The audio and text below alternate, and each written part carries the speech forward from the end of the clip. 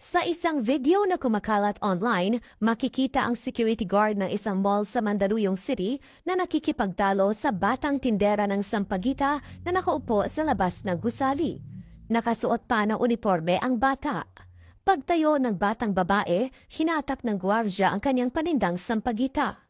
Pinakahampas naman ng bata ang security guard ng hawak niyang mga bulaklak. Gumati naman ang gwardya ng sipa. Patuloy na pinaalis ng gwardya ang bata pero dumistansya at iniwan na rin niya ang estudyante kalaunan. Sa hiwalay na video bago pa ang pagtatalo, una nang pinagsasabihan at pinaalis ng gwardya ang bata. Sa inilabas na pahayag ng pamunuan ng mall, sinabi nilang nakikisimpatya sila sa dinanas ng estudyante sa labas ng kanilang establishmento. Nakipag-ugnayan umano sila sa security agency ng gwardya na nagtanggal naman sa kanya sa trabaho at hindi na nila muli siya makakapagtrabaho sa alinmang mall ng kumpanya.